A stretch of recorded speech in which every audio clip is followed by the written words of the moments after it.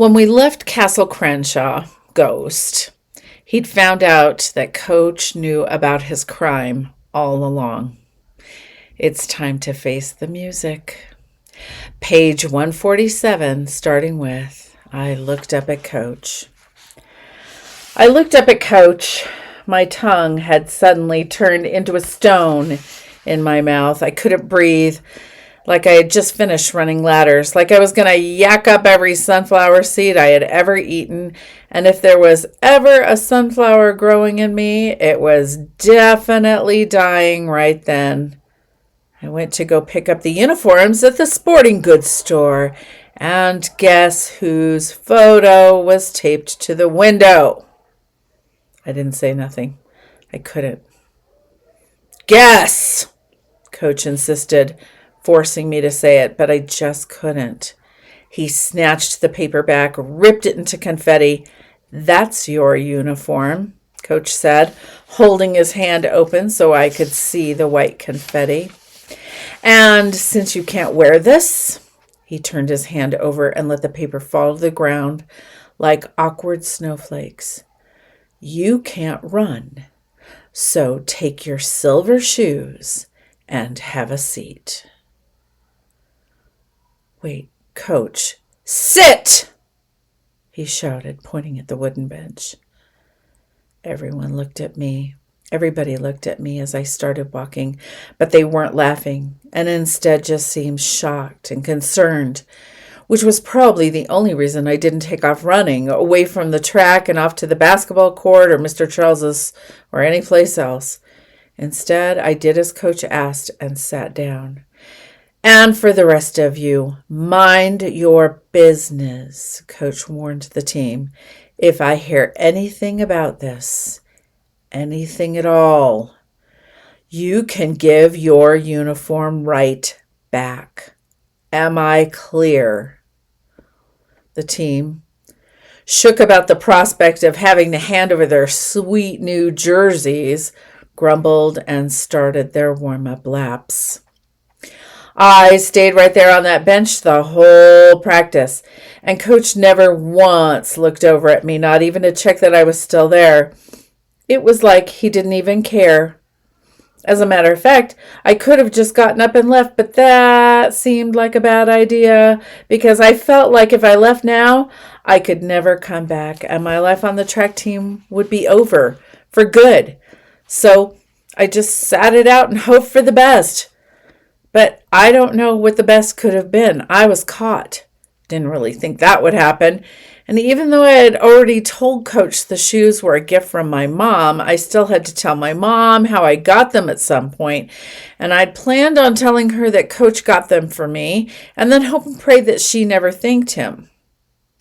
When I think about it now, that was the stupidest idea ever. Wow. Anyway, the point is, I wasn't a thief. I guess I was. But I wasn't a criminal. I'd never swiped nothing before. I was just a dude who needed some new shoes to run in. After practice, everybody came over to me doing the best they could to hold their words in, but sending me all their, "What did you do?" with their eyes. They each gave me 5 as they left, and it was like they were giving me my final 5. The one that said, "We don't know what's about to happen to you, but hold your head up." The one just before, "I'd have to walk the plank." "Let's go," Coach threw at me once everyone had left.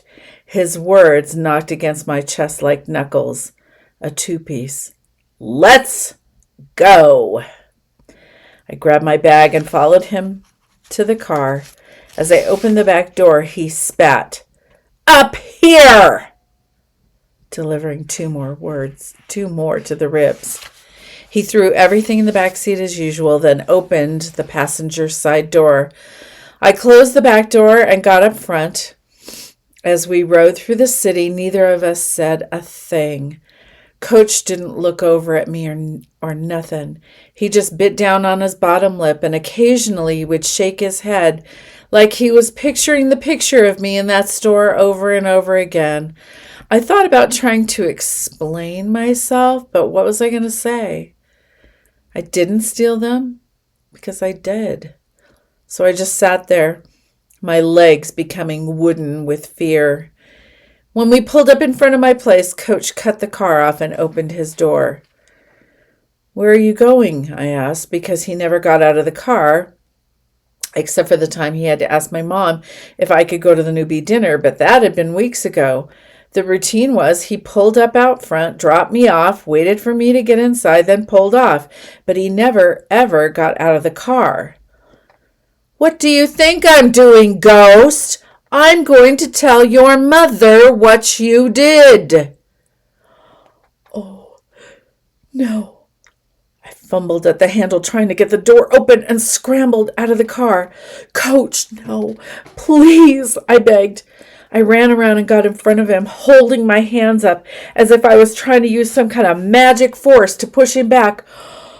"Oh man, I'm sounding like Sonny, but hey, please, please, please," I pleaded. But Coach pushed past me. He was storming toward my house, and there was nothing I could do to stop him. I grabbed his shirt. "Coach!" He spun around. A tattoo I had never noticed before peeked from the now stretched out neckline. "Ghost," he said, his eyes closed. "I'm only going to tell you this one time. Let me go." His voice was flat, hard, scary. I let his shirt go and put my hands together. "Please, Coach, you can't tell my mother." It was like a rerun of the first Coach bailout when he came and picked me up from school, and I said pretty much those exact words.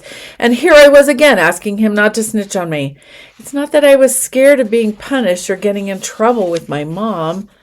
I was, but that's not why I was begging. I just didn't want to add to the problems. I mean, I'm her only child, the reason she was working so hard. And I went out and did something stupid. But the only reason I did something stupid was because I knew I couldn't ask her for the money. And the reason I couldn't ask her wasn't because she wouldn't have gotten the shoes for me.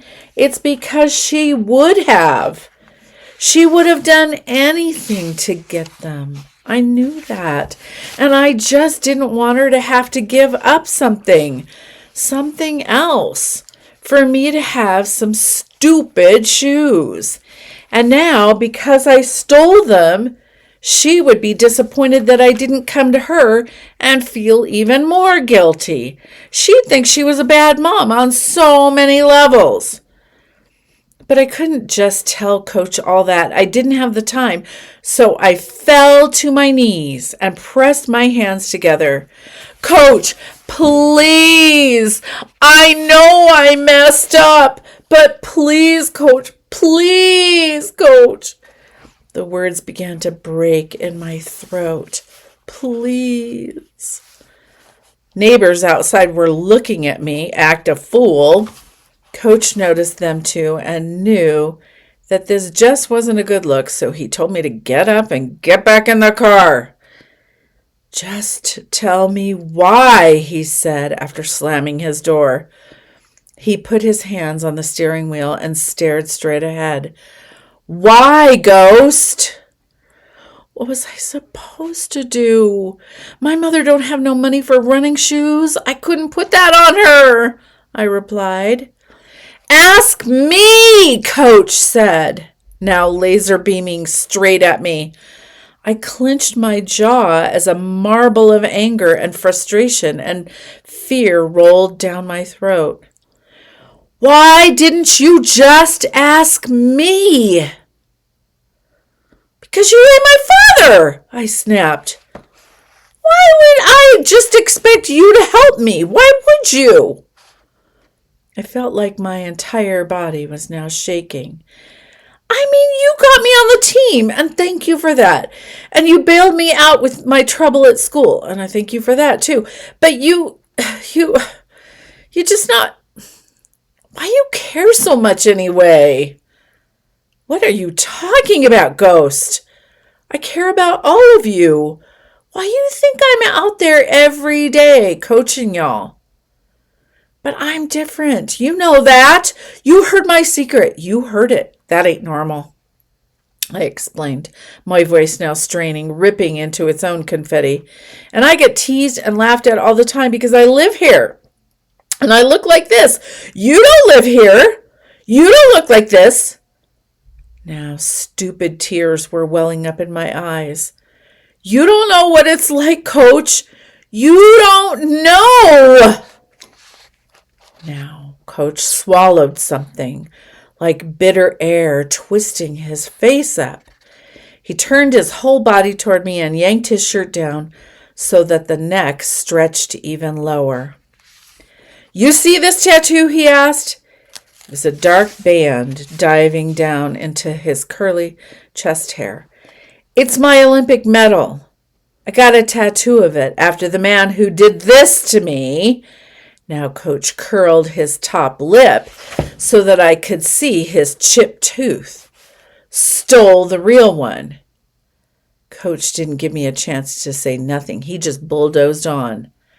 That man was my father. He was an addict. And every time he got high, he got violent. He punched me in the mouth when I was 15 because I asked him to change the channel on the TV. The Olympics were on. And 4 years later, after I had worked my butt off to make something of myself, I got my shot to run in the same race I tried to watch when he hit me. And I won. It was the happiest moment of my life. And my mom's. And I think even my dad's. But 3 weeks later, Coach paused, swallowed another dose of that bitter air, and then continued. 3 weeks later, he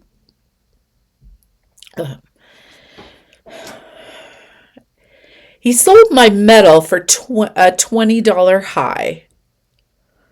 And that was his last high. He overdosed right over there on those steps. Coach pointed to a building a few buildings down from mine. Then he started tapping hard on the dashboard. Because that's where we lived. That's where I grew up. So don't tell me what I know and don't know, Ghost. I sat frozen in my seat. You from Glass Manor? I asked softly. Coach nodded. That's how I know Mr. Jefferson, he explained, which made a lot more sense to me now. So I know what it's like to live here. I know what it's like to be angry, to feel, rage on the inside. Coach's face seemed to relax a little and he was cooling down. And the same thing running did for me, I felt like it could do for you. He looked out the front window and shook his head. But maybe I was wrong. What did you think it would do for me? I asked, realizing that he never thought it could help me dunk by next year, really realizing I didn't even really want to play basketball anymore. He faced me again, looking straight in my eyes. Show you that you can't run away from who you are. But what you can do is run toward who you want to be. I let that sink in. Who was I? I was Castle Crenshaw, the kid from Glass Manor with the secret, the one with the daddy in jail and a mother who worked her butt off for me and cut my hair and bought knockoff shoes and clothes that were too big for me to grow into. I was the boy with the altercations and the big file, the one who yelled at teachers and punched stupid dudes in the face for talking smack, the one who felt different and mad and sad, the one with all the scream inside. But who did I want to be? Well, that was harder to answer. I wasn't exactly sure yet, but definitely one of the world's greatest. Do you understand? Coach asked, his head cocked to the side. Yeah, I replied sheepishly. Do you really? He was glaring at me hard. I do. Seriously. I wiped my face, sniffled, then added desperately, but please don't tell my mom. Coach sighed. I won't. He paused, then followed with a threat. This time. Thank you, I murmured, so relieved I thought I was going to pass out, but I still had another question burning inside. Well, do I still get to run? Coach glared even harder at me, and I was hoping that somewhere in my face he could see himself and give me another chance. I never wanted to be on no track team before I met him anyway, but now that I had been on one, even if it had only been for a few weeks, I felt like I didn't want to do nothing else. He unclenched his jaw. Yeah, you can run. Then pointing down at my raggedy regular sneakers, he added, in those. But I can't, I started, but Coach cut me off. You want to run or not? Got it. And Friday, you're cleaning my cab, he commanded. Coach!